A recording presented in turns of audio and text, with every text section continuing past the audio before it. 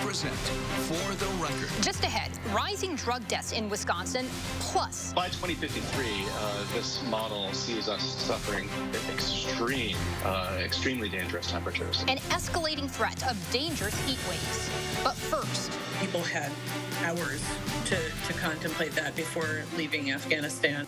welcome to For the Record. I'm Naomi Coles. This week has marked the year anniversary since the Taliban takeover of Afghanistan, which in turn launched one of the biggest refugee efforts here in Madison that our only resettlement agency has been a part of. Jewish Social Services resettled more than 70 Afghan refugees in the past year, which, when added to their existing services for refugees from other countries, represented a workload of almost triple any previous year. I am joined now by their Refugee Resettlement Director, Becca Schwartz. Thank you so much for taking a few minutes today. Thank you for having me. So let's just start with top headline numbers. It's been a year. Where do things stand now? How many have you been able to resettle in terms of both Afghan refugees and others? So we have initially we resettled 73 Afghan individuals, and those are people who were evacuated from Afghanistan about a year ago. And in addition to that, we had two large families move here from other places, and they needed resettlement services, in addition to nearly 50 or more of the other populations that we're resettling, including Congolese and Syrian. What a year it's been for you guys. Talking about refugees first, how have they been adjusting? Well, what's it like for them now? Almost a year in. Granted, they didn't resettle right when that year started. Right. The Afghans have been remarkably resilient. I think that when I'm thinking about what they went through, it's very different from standard. Normally, the people that we're serving have years to mentally prepare for resettling in the United States or another country, and people had hours to contemplate that before leaving Afghanistan. So it is quite a different experience for them. And a year on, we have children enrolled in school. We have many, if not most, of the people who want to be working outside the home, able to financially support themselves. So generally, it's going pretty well. That's excellent.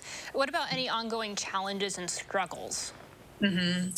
So some of the ongoing struggles include just getting to know and getting to resettle in the community, knowing what resources are out there.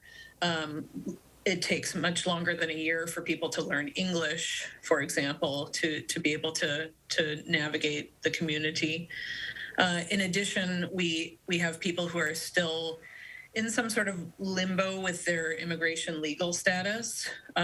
So the people who arrived, they did not arrive officially as refugees, and they need to either apply for asylum or they need to apply for special immigrant visa status if they are eligible. So if they served our government or our military overseas, they would qualify for that. And it's a slow process. I think people are definitely concerned about that because their future here is not certain until they have that next step, that the green card, the permanent resident status. Wow, months in, and some of them are still waiting on that. I guess, does that surprise you, or was that an expected delay?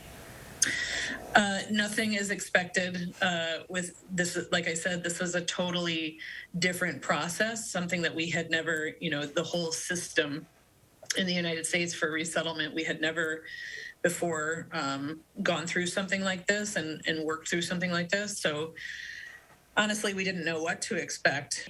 Jewish Social Services is a small, but it's a mighty agency. Any lessons learned for you? How have you guys grown in the last year? So many lessons. Well, we have grown physically. We have far more staff right now than we did a year ago. And that's really important because there are so many very important programs that we're putting on, that we're enrolling folks in. In addition to the initial resettlement, which is 3 months, we have a program that focuses on employment and career development. We also have an intensive case management, ongoing intensive case management program that folks who need extra support can enroll in. And in addition to that, we have a mentorship program and a group support program that we have been able to launch in the last few months. What comes next for many of these refugees, or perhaps just for your agency? Well, our clients will continue to resettle. Their children will continue to go to school.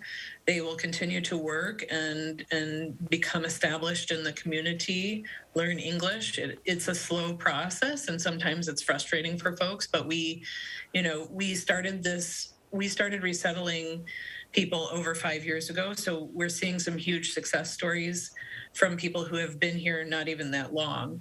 We're seeing people start their own businesses. We are now seeing people naturalize and become U.S. citizens, which is very exciting. And it takes time, and it's kind of slow and frustrating for people, but that's what we're seeing with patience and grit, which we see that all of our clients have. Absolutely. The Afghan refugee situation, I mean, it was national headlines, so it brought a lot of that limelight, that spotlight to you as an agency when, as you just mentioned, you've been doing this work for 5 years. You were actively continuing to resettle refugees from all over the country, or all over the world, I should say. What would you want the public to know about what you do, what your work accomplishes, now that, this spotlight has kind of highlighted this for you?